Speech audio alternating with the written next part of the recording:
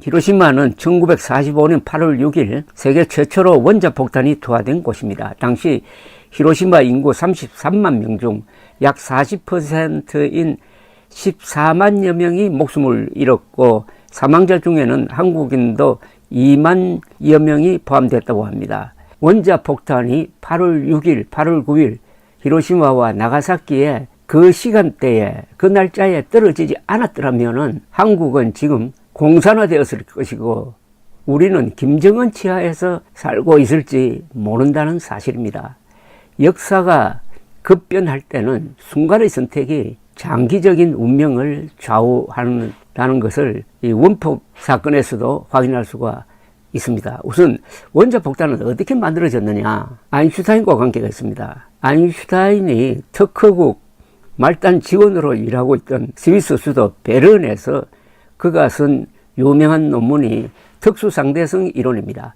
이 특수상대성 이론에 당시에는 별로 주목받지 못하던 공식이 하나 붙어 있었습니다.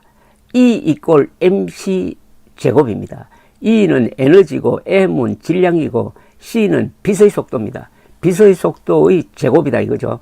그러니까 어떤 물질이 분해되면서 연쇄 반응을 일으키면서 물질이 에너지로 바뀌는 경우에 또는 어떤 물질이 합쳐져 가지고 이 무게가 질량이 변화하는 경우에 없어진 물질이 어마어마한 에너지로 변화한다 하는 게 E = mc 제곱이라는 요 간단한 공식입니다. 이 공식에서 원자력 발전소도 만들어지고 원자 폭탄도 만들어진 거죠. 자, 그런데 1939년 8월 제2차 세계대전 발발 한 달 전에 미국 프리스턴 대학 부설연구소 연구원으로 있던 엘버트 아인슈타인을 찾아온 사람이 있었어요. 헝가리 출신 물리학자 레오 스딜라드였습니다. 그도 아인슈타인처럼 나치를 피해 독일에서 미국으로 망명 온 유대인 과학자였습니다. 그는 나중에 이탈리아 출신 물리학자 엔리코 페르미의 부인이 유대인입니다. 무솔리니의 탄압을 받고 미국으로 피신한 사람이었습니다. 이 엔리코 페르미와 함께 흑연을 감속제로 이용해가지고 최초의 연쇄 반응을 성공시켜서 플루토늄을 생산할 수 있는 원자로를 만든 유명한 사람이었습니다.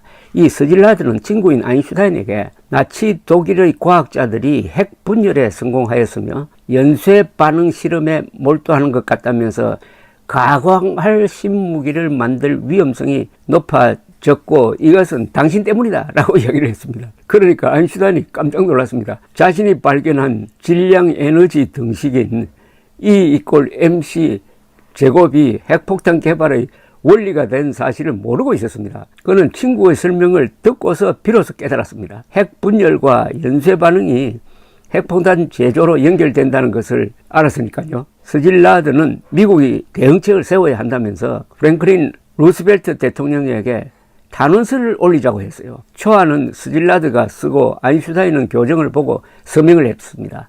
이 편지는 아인슈타인 스딜라드 편지로 알려져 있습니다. 문제는 어떻게 편지를 전달하느냐는 것이었습니다. 스딜라드는 최초로 대서양 횡단 비행에 성공해가지고 국민적 영웅이 된 찰스 린드버그의 도움을 받으려고 하였으나 린드버그는 독일 계통인데 그는 고립주의자이고 친나치 인물임을 알고는 포기를 했다고 합니다.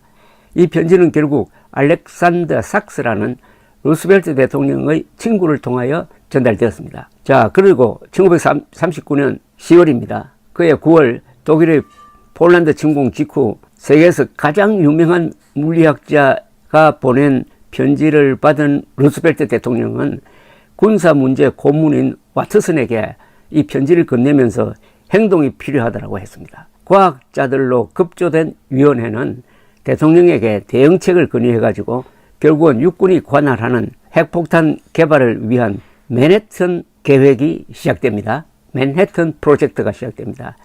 뉴멕시코 주의 로스 알라모스의 연구소를 중심으로 전개된 맨해튼 계획에는 한때 13만 명이 종사하였고 20억 달러, 요사의 가치로는 230억 달러가 들어갔습니다. 90%의 돈이 원자로 등 시설을 짓는 데 쓰였고 10%가 폭탄 제조 설계 등에 쓰였습니다. 아인슈타인은 당초 핵개발 계획이 느리게 진전되자 1940년 3월에는 다시 루스벨트 대통령에게 편지를 썼습니다.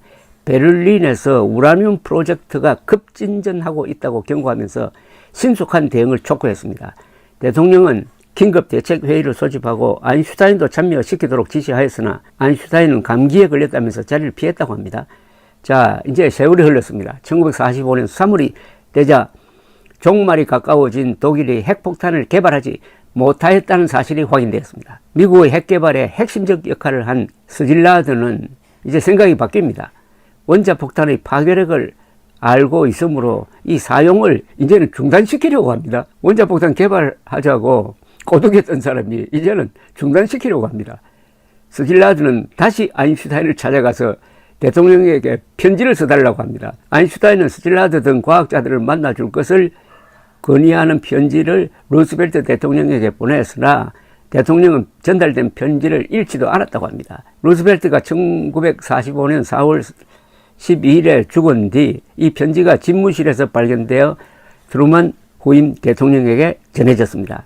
트루먼은 편지를 번스 국무장관에게 주었고 번스는 스질라드를 만났지만은 그의 건의를 묵살했습니다. 스질라드는 독일이 망한 후에 핵폭탄이 일본에 투하될 것임이 이제는 확실해지자 맨해튼 계획에 참여한 70명의 과학자들로부터 서명을 받아가지고 1945년 7월 17일에 트루먼 대통령에게 단원서를 냅니다.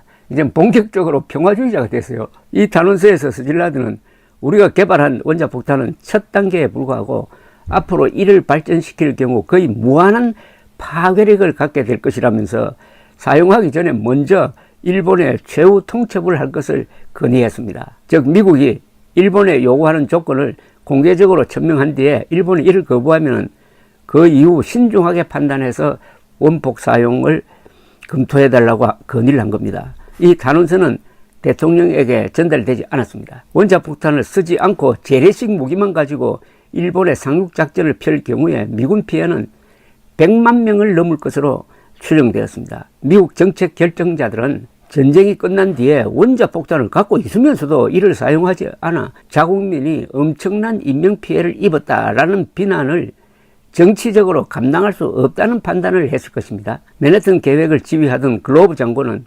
스질라드에 대한 조사를 지시하고 서명자 거의 전원을 해고해버렸습니다. 아인슈타인은 죽기 전에 핵폭탄 제조 요청 편지를 쓴 걸 후회하면서도 독일의 핵개발 정보 때문에 그렇게 할 수밖에 없었다고 자신을 합리화했다고 합니다. 아인슈타인 자신은 맨해튼 계획에 참여하지 못했습니다. FBI가 그의 평화주의적 성향으로 해서 보안에 위험을 줄 인물이다라고 판단한 겁니다. 자, 이렇게 해서 이제 핵폭탄은 만들어졌는데 어떻게 그러면 히로시마와 나가사키에 떨어지게 되었느냐 하면 여기에 핵심적인 인물이 한 사람 등장합니다. 헨리 루이스 스팀슨이라는 분입니다. 이분은 2차 세계대전 때 미국 전쟁성 장관이었습니다. 전쟁성 장관이라고 하면 국방장관으로 오해를 하는데 육군 장관입니다. 육군을 담당하는 장관입니다. 그때는 육해공군을 총괄하는 국방부가 미국에는 없었습니다. 이 스팀슨은 공화당원이었으나 민주당인 루스벨트와 트루먼 정권 하에서 요직을 맡았습니다. 국익만 생각하는 불편부당한 자세 덕분이었습니다. 1945년에 그가 원자폭탄 투하를 결정할 때 나이가 78살이었습니다. 미국 지도부 인사들 중에서 최연장자였고 공직 경력이 가장 화려했습니다. 이런 권위로 해가지고 대통령도 그를 존중했습니다.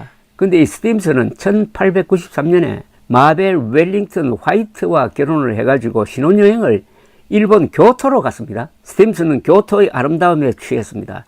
일본인들의 정직과 예절에 반했다고 합니다. 1945년 미국 전쟁성은 개발에 성공한 원자폭탄을 투하할 후보지를 논의하고 있었습니다. 1차 후보지로 추천된 곳은 히로시마, 교토, 니가타, 고쿠라였어요. 이들 도시는 그때까지 폭격을 당하지 않았으며 군 시설이 있었어요. 스팀슨은 교토를 제외시켰습니다. 신혼여행 때의 좋은 인상이 한 이유였겠지만은 일본 정신이 담긴 한때 천황이 여기서 한 1000년을 살았으니까 이 도시를 파괴하면 민심이 흉흉해져 가지고 전후 관리가 어렵다는 것이 공식적인 이유였습니다. 원폭 투하지 선정위원회는 제외된 교토 대신에 나가사키를 집어넣었습니다.